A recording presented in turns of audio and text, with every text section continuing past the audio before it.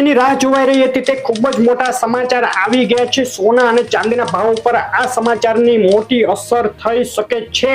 તે સિવાય આગામી દિવસોમાં પણ એવી ઘટનાઓ બનવાની છે જે સોના અને ચાંદીના ભાવ ઉપર મોટી અસર કરશે। સોના ચાંદીના ભાવમાં મોટી વધઘટની શક્યતા કેટલો ઘટશે, કેટલો વધી શકે, કયા કારણો છે, અત્યારે સોનું ખરીદવું કે રાહ જોવી, કયા સમાચારો અસર કરી રહ્યા છે, માર્કેટમાં શું ન્યૂઝ ચાલી રહ્યા છે સોના અને ચાંદીના ભાવને લઈને, તેની વાત આજે કરવાની છે। ખૂબ જ અગત્યના શોર્ટ વિડીયોમાં। તો પહેલા જ નવા મિત્રો હોય ચેનલ સબસ્ક્રાઇબ ના કરેલી હોય તેઓ ખાસ ચેનલ સબસ્ક્રાઇબ કરવાનું અને ફેસબુકમાંથી જોડેલા મિત્રો પેજ ફોલો કરવાનું ભૂલશો નહીં। સોના ચાંદી લાઈવ ભાવ ચેનલ અને ગૌરવ વાણિંગા ઓફિશિયલ પેજ ઉપર તમારું સ્વાગત છે।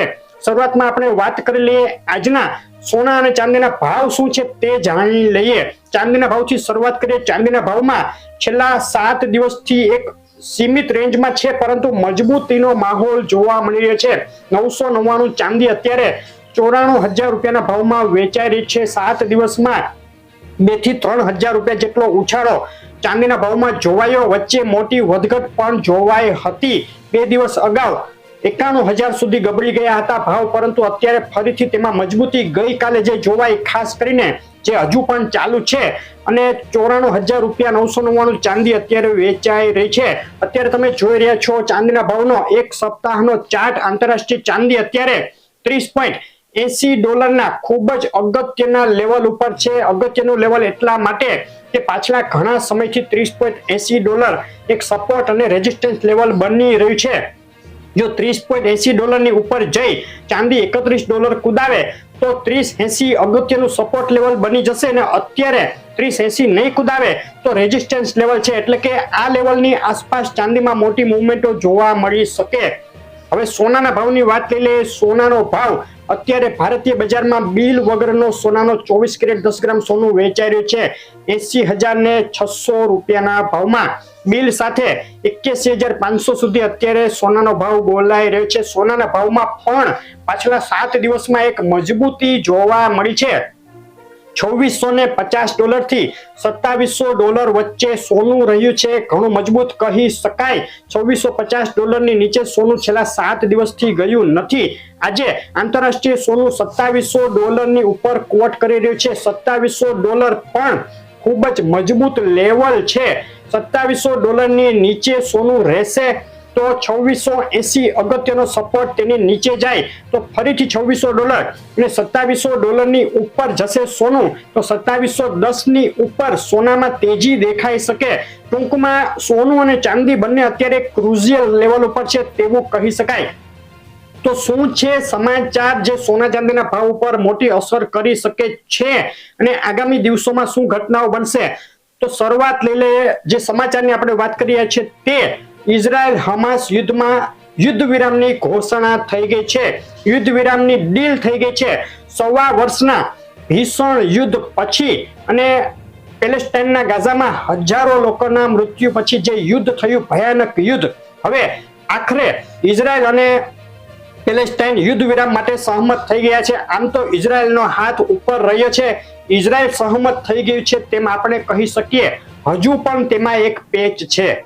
આજે ઇઝરાયલના વડાપ્રધાન નેતન્યાહુએ જાહેરાત કરી છે હમણાં જ કે હજુ ડીલ ફાઇનલ નથી થઈ।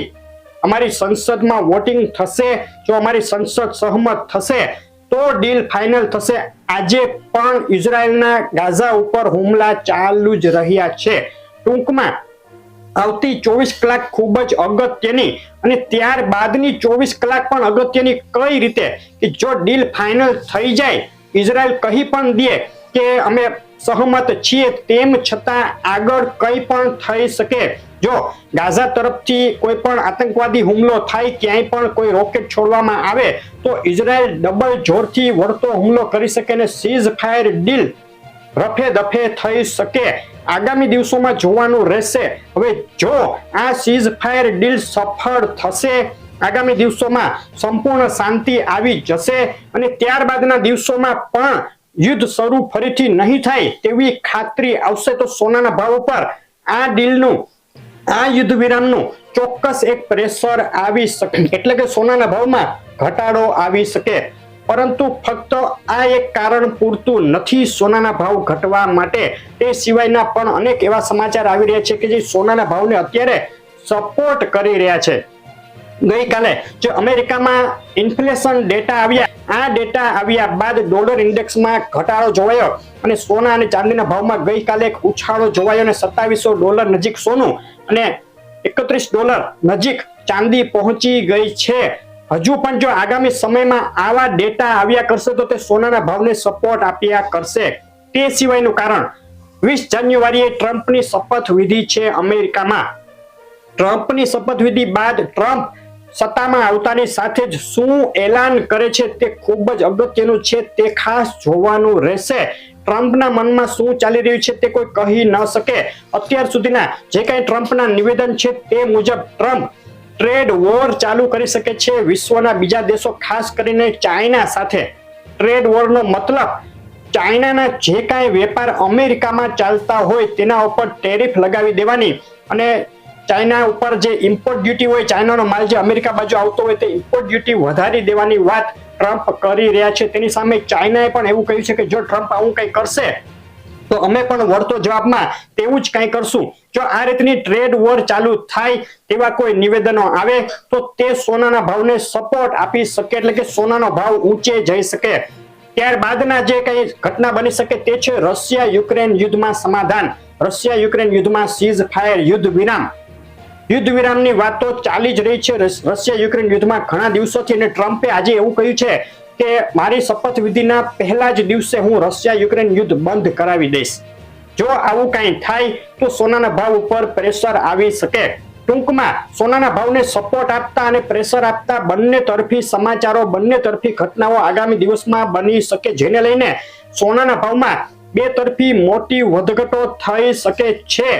આગામી 15 દિવસનો સમયગાળો સોનાના ભાવ માટે ખૂબ અગત્યનો રહેશે, કારણ કે તે સોનાના ભાવને સપોર્ટ આપતા સમાચારો મજબૂત રહેશે કે સોનાના ભાવને નીચે લઈને આવનારા સમાચારો મજબૂત રહેશે તેની દિશા નક્કી કરશે. તે મુજબ સોનાના ભાવમાં વધઘટો થઈ શકે.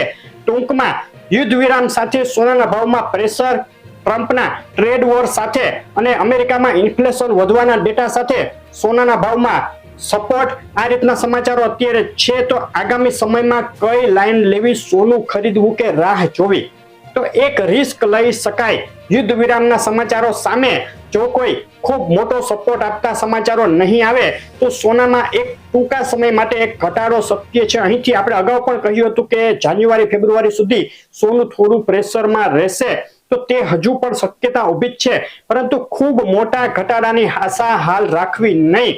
$2600 સુધી સોનું નીચે જાય તેવી શક્યતાઓ છે. જો 2680 નો અગત્યનો સપોર્ટ જો તોડશે સોનું તો ભારતીય બજારમાં 79,000 સુધી ફરીથી ભાવ આવે તેવી શક્યતાઓ આગામી 15 દિવસમાં ગણી શકાય. પરંતુ તેની સામે સપોર્ટ આપતા સમાચારો જો હાવી થઈ જશે તો આટલો ઘટાડો પણ કદાચ જોવા ન પણ મળી શકે.